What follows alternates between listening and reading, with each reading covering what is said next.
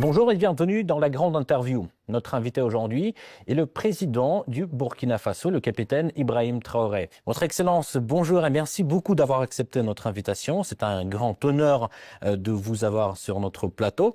Alors, hier, vous avez assisté au défilé du 9 mai. Quelles sont vos impressions? Alors, bonjour et merci. Donc, nous sommes là, ici en Russie, pour la commémoration du 80e anniversaire de la victoire sur le nazisme. Et comme vous l'avez dit hier, on a assisté à la cérémonie, une parade et donc une cérémonie aussi de dépôt de gerbes sur la tombe des soldats inconnus. Je pense que c'est très symbolique. Nous avons appris beaucoup de choses au cours de ce séjour. Ce n'était pas uniquement une fête, mais c'est une célébration de la victoire d'un nouveau monde. Donc, ça a beaucoup de sens pour nous.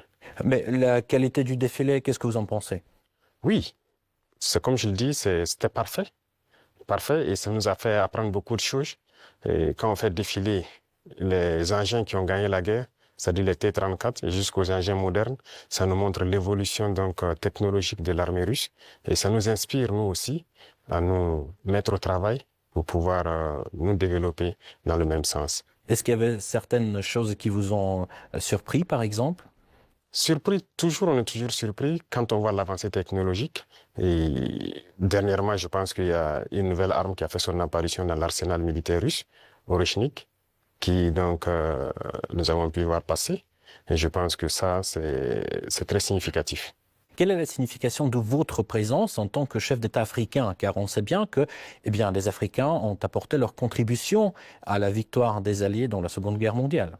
Bien sûr, c'est comme je l'ai dit, les Africains et les soldats soviétiques ont contribué beaucoup à libérer le monde du nazisme. Et si le monde n'était pas libéré du nazisme, on ne sait pas ce que ça allait devenir. Et en suivant les événements, j'ai vu que la Russie, elle seule, a perdu 1 million de soldats sur le sol européen en combattant. L'Afrique aussi a donné, nos ancêtres ont beaucoup combattu sur le théâtre européen, principalement en France, en Belgique, en Italie, pour libérer le monde du nazisme. Donc c'est une histoire commune que nous partageons. Comment s'est déroulée la rencontre avec le président russe? Alors, pour l'instant, nous avons eu des rencontres brèves et dans quelques temps, nous allons avoir un long entretien. Et ça se passe très bien et vraiment c'est très courtois, c'est amical, c'est fraternel et c'est tout ce qu'on demande en matière de nouvelles coopérations dans ce monde. Mais comment décririez-vous l'état actuel des relations bilatérales? Les relations se portent très bien et je peux dire que depuis 2 ans maintenant, les relations ont très bien commencé et nous sommes en train d'approfondir les volets défense-sécurité, mais aussi les volets éducation et plus tard les volets commercial et trucs. Donc nous avons échelonné les différents volets pour qu'on puisse échanger beaucoup, partager beaucoup d'expériences parce que nous avons beaucoup aussi à apprendre sur le volet éducation de la Russie, notamment dans les sciences. Notamment dans les sciences, mais dans quel domaine en particulier? Oui, il y a beaucoup de domaines dans les sciences, que ce soit les mathématiques, la physique, la chimie. Ce sont des domaines qui nous intéressent beaucoup, tant sur le développement de notre industrie militaire, mais aussi dans le développement commercial de notre pays, le développement économique de notre pays. Donc ce sont des volets que nous allons chercher à approfondir pour pouvoir mieux nous structurer. Et pensez-vous qu'il y ait une demande au Burkina pour l'enseignement russe? Bien sûr, il y a beaucoup d'étudiants burkinabés déjà ici en Russie, dans des universités. J'en ai croisé ce matin même. Et j'ai même demandé à ce qu'on augmente le nombre d'étudiants ici, que ce soit à travers des bourses russes ou le Burkina qui va payer des bourses pour que ces étudiants viennent. Mais l'objectif pour nous, c'est d'implanter des universités similaires au Burkina. Et comme il y a déjà la maison de la Russie, ça va nous permettre d'aller très vite. D'ailleurs, vous venez de le rappeler, aujourd'hui, vous avez visité l'université russe. Comment s'est déroulée cette visite? Ça s'est très bien déroulé. J'ai eu des échanges fructueux avec le ministre de l'Éducation de la Russie, avec les recteurs et les étudiants, et surtout les étudiants de l'AES qui étudient dans cette université. Et nous avons eu de très bons échanges et on s'est parlé beaucoup de manière scientifique. Voilà. Parlons un tout petit peu de l'économie. Le volume des échanges commerciaux a augmenté de 10 fois en un an. Mais de l'autre côté, ces chiffres-là ne sont pas à la hauteur du dialogue politique. Comment expliquez-vous ce paradoxe? Et surtout, comment booster ces liens dans le domaine du commerce, en fait? Comme je l'ai dit, c'est une nouvelle relation qui commence. Vous savez qu'avec la Russie, depuis les... Pourquoi nouvelle, excusez-moi? Oui, ça recommence, puisqu'il y avait, depuis les années après la mort malheureusement de Sankara, les relations avec la Russie se sont beaucoup estompées. Et là, nous sommes en train de réveiller les relations. L'ambassade s'est installée et les relations commerciales sont aussi au cœur des échanges. Quand je prends, il y a un certain nombre de produits, par exemple burkinabés, qui transitaient par certains pays européens avant d'être vendus en Russie. Aujourd'hui, ces produits sont directement vendus à travers donc, des opérateurs burkinabés et des opérateurs russes. Je parle notamment, quand on prend l'exemple des mangues, les mangues transitaient par des pays européens pour être vendus en Russie. Aujourd'hui, ça se passe directement. Il y a le coton qui va suivre, il y a beaucoup d'autres produits, le sésame et bien d'autres produits agricoles que nous pourrons échanger directement avec la Russie. Donc, ça ne fait que commencer, ça va s'accroître. Tout à fait. En fait, les prévisions économiques indiquent une croissance de 5,6% en 2025. Alors, quels sont les secteurs clés qui soutiennent cette croissance? Alors, il faut dire que jusqu'aujourd'hui, au Burkina Faso, c'est l'or qui est le premier produit d'exportation. Mais nous avons lancé le moteur de l'agriculture pour d'abord l'autosuffisance, mais aussi pour le commerce extérieur, l'exportation. Et si vous suivez bien, depuis l'année passée, nous avons lancé l'offensive agricole avec une initiative qui soutient l'offensive. L'objectif, c'est de pouvoir accroître notre production agricole de façon significative, s'autosuffire, mais aussi il y a des produits de rente qu'il faille donc vendre à l'extérieur. Et tout ça doit pouvoir soutenir cette croissance et nous espérons être bien au-dessus de ces chiffres-là. Mais comment se déroulent ces réformes, en fait? Il y a beaucoup de choses, ce sont des réformes difficiles. Faut le reconnaître parce qu'il y a un système qui s'est installé, mais c'est pas impossible. Déjà, quand vous regardez notre production céréalière, on a eu une très bonne croissance en 2024. 2025, nous espérons encore faire mieux. Et ce sont des réformes assez courageuses. Quand vous prenez, par exemple, je reste toujours dans l'agriculture, nous avons, par exemple, décidé, à travers l'initiative de l'offensive, de labourer gratuitement les champs de nos paysans. Donc l'année passée, on l'a fait. Cette année encore, s'il plaît à Dieu au retour, il y a un bon nombre de tracteurs encore qu'on a acquis, qu'on va mettre à la disposition des cellules mécanisées dans les différents départements pour accroître les superficies emblavées. Nous maximisons beaucoup dans la gestion de l'eau à travers donc une structure qu'on a créée, l'ONBA, pour maîtriser l'eau et pouvoir produire au moins 2-3 fois dans l'année. Parce que si on dépend uniquement des pluies, ce serait difficile. Donc, il y a ce secteur, le secteur minier aussi, que nous allons continuer de booster pour que le pays lui-même exploite ses propres ressources. Donc, nous avons commencé à acquérir des mines. Il y a beaucoup de permis qui sont là, que nous sommes en train de développer. Nos ingénieurs ont pu développer les machines nécessaires pour qu'on puisse exploiter nous-mêmes nos ressources. Donc, si on met à profit ces deux secteurs et compléter avec l'industrialisation, c'est-à-dire la transformation de nos produits sur place, qui va nous empêcher d'exporter brut, ça va beaucoup nous amener à entraîner en tout cas une très bonne croissance. Donc ce sont ces réformes qui sont en cours, l'agriculture, l'industrie et beaucoup de secteurs. Pensez-vous que la Russie puisse apporter son soutien pour la mise en place de ces réformes? Bien sûr, bien sûr. Beaucoup de soutien et rien que la formation technique et professionnelle, c'est déjà une très bonne chose. Si nous payons des industries, il faut bien des gens qui vont les entretenir et les faire marcher. Et la Russie nous aide dans ce volet. C'est pourquoi je dis que nous avons une très bonne coopération avec le ministère de l'Éducation. Ils vont nous permettre de former des techniciens, des ingénieurs qui doivent pouvoir entretenir tout ce que nous faisons, mais créer nous-mêmes nos propres unités industrielles. Donc ça, c'est très important pour nous. Et dans le commerce aussi, comme je l'ai dit tout de suite, avec la Russie, ça se passe très bien. Et il n'y a pas de raison qu'on ne puisse pas approfondir tout ça. Parlons un tout petit peu de la sécurité. Quelle est la situation sécuritaire actuellement dans votre pays et d'ailleurs dans la région? Oui, dans la région, comme vous savez, la situation sécuritaire, en tout cas, nous essayons d'évoluer sur les champs de bataille. Ça, c'est la première des choses parce qu'il y a plusieurs facteurs qui rentrent en ligne de compte. Sur les champs de bataille, il y a de l'évolution. Si on prend de 2023 aujourd'hui, nous avons pu récupérer beaucoup de zones que nous avons pu pacifier. N'empêche que l'ennemi se renforce aussi. Il y a beaucoup de combattants étrangers qui rejoignent le rang des terroristes. Est-ce que vous pouvez préciser, vous parlez de quoi? Oui, les terroristes, ils sont renforcés par beaucoup de combattants étrangers qui viennent d'ailleurs, qui ne sont pas en fait, quand je prends le cas du Burkina, il y a beaucoup de criminels qui sont au Burkina mais qui ne sont pas burkinabés. Il y a aussi des formateurs qui viennent de beaucoup de pays pour les apprendre beaucoup de techniques. Mais quel est leur intérêt? Mais ce n'est pas du terrorisme en fait, c'est de l'impérialisme. L'objectif pour eux, c'est de nous maintenir dans une guerre permanente, qu'on ne puisse pas se développer et continuer à piller nos richesses. Et donc, ils ont tout intérêt à amener des spécialistes dans les mines pour poser divers types de mines, des spécialistes en explosifs. Aujourd'hui, les terroristes utilisent des drones pour faire le combat et tout. Donc, ce sont des professionnels venus donc, de certains pays qui viennent les apprendre tout ça. Tout ça, c'est pour continuer à nous maintenir dans une situation d'insécurité. Mais nous prenons la mesure de la chose, nous nous adaptons à chaque fois à leur mode d'action et nous continuerons le combat jusqu'à récupérer l'entièreté du Sahel. Y a-t-il des pays concrets qui financent ces combattants? Tous les pays impérialistes financent ces combattants. Voilà, ils sont nombreux. On ne peut pas les citer voilà, individuellement. Il y en a qui sont même cachés, qu'on ne peut pas imaginer. Mais ils sont nombreux.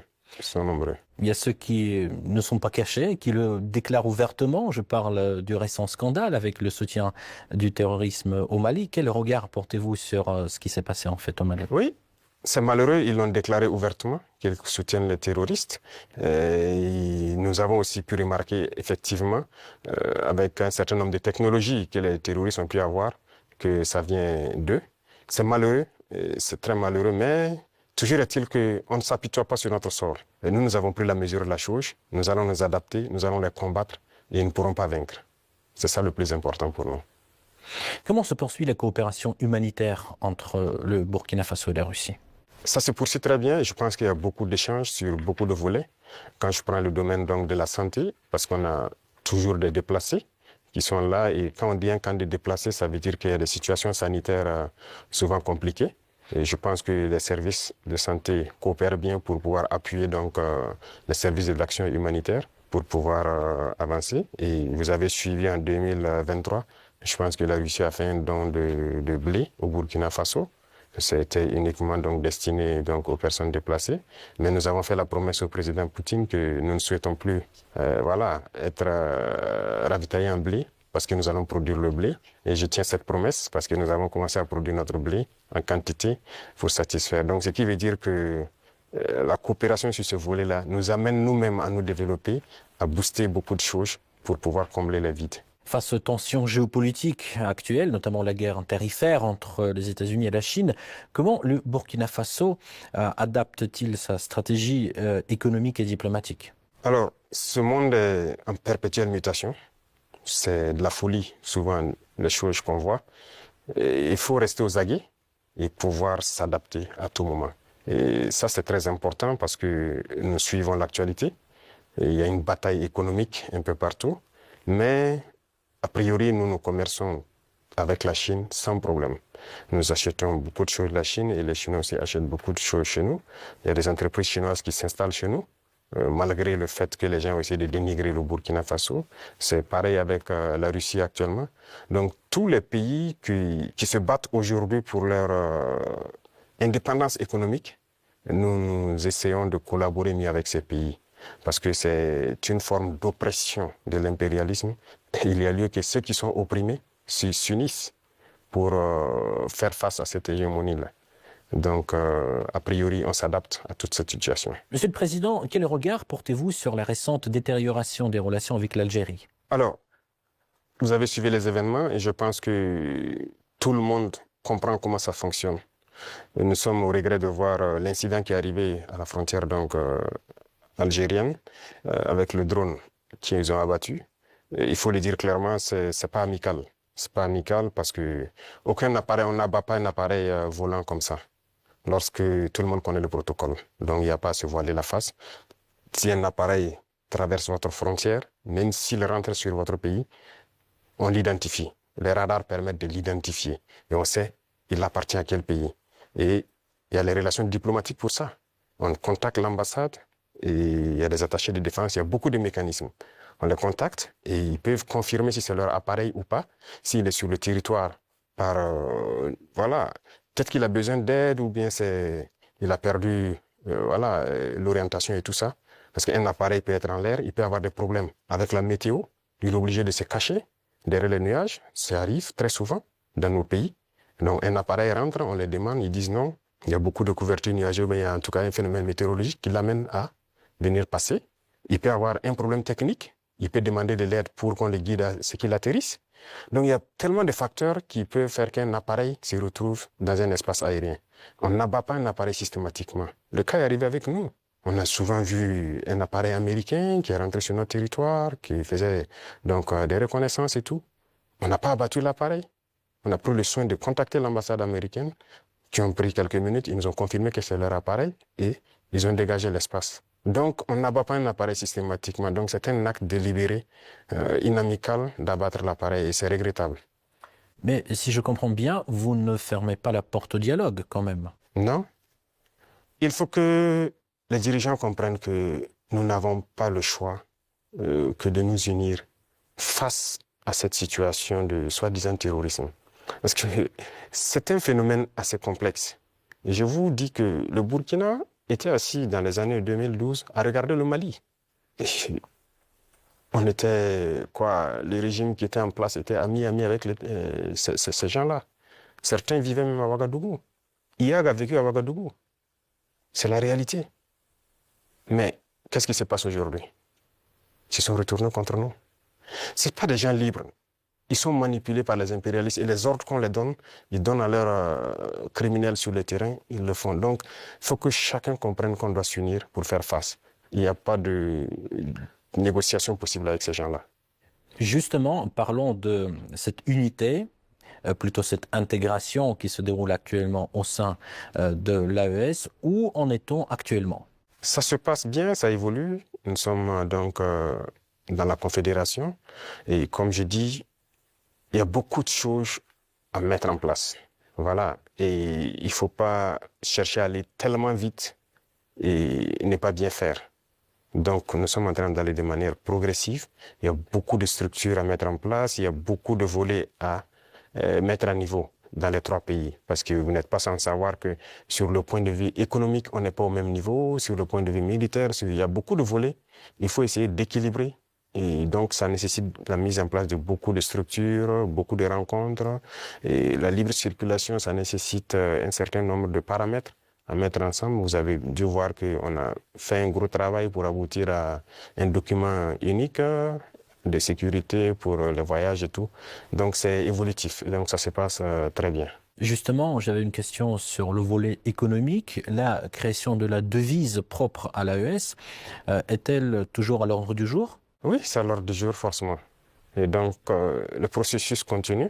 Il y a beaucoup de choses, comme dirais-je, beaucoup de billes à caler avant d'y arriver. Mais c'est forcément à l'ordre du jour. Si on parle de souveraineté, forcément, on a besoin de cette souveraineté-là. Voilà, donc c'est impératif. Peut-on s'attendre à l'élargissement de l'AES? Oui, dans le futur. Mais pour l'instant, comme j'ai dit, nous devons harmoniser nous-mêmes beaucoup de choses, mettre en place vraiment les bases, parce qu'il y aura beaucoup de protocoles additionnels, si vous le constatez, pour harmoniser nos politiques, que ce soit les politiques diplomatiques, économiques, voilà. Il y a beaucoup de politiques à harmoniser avant de permettre à ce que quelqu'un puisse s'ajouter. Mais y a-t-il déjà des pays qui s'intéressent à votre format? Oui, des pays s'intéressent. Voilà. Ils pourront être peut-être, je ne sais pas, pour l'instant, le président de la fédération, c'est le président malien. Il pourra donner son avis sur la question, mais il y a des pays qui s'intéressent, oui. Comment vous expliquez la baisse de l'influence française dans la région? Pas uniquement dans le Sahel, mais aussi dans l'Afrique de l'Ouest, par exemple. Je pense que c'est eux-mêmes qui ont contribué à baisser leur influence, parce qu'ils ont une conception paternaliste, voilà, de nos relations. Et vous voyez, quand vous prenez tout de suite tout ce qu'on fait, tout ce qu'on prend comme initiative, eh bien, c'est la Russie. Et quelqu'un parle, ils sont influencés par la Russie. Tout ce qui se passe, c'est la Russie. Pourquoi ils ont les yeux fermés comme ça? Donc l'Africain n'est pas capable de développer quelque chose. L'Africain n'est pas capable d'inventer, d'innover, de prendre des initiatives. C'est ça que nous combattons. Et tant qu'ils vont continuer de voir l'Africain comme ça, comme un sous-homme qui n'est pas capable de réfléchir, qui n'est pas capable d'innover, capable d'inventer, on ne pourra jamais être amis. Les époques ont changé. Donc c'est la vision même qu'ils ont du noir. Il faut qu'ils arrêtent ça. Parce qu'en nous traitant comme ça, c'est comme s'ils voient le noir comme un sous-homme. Et là, c'est dangereux.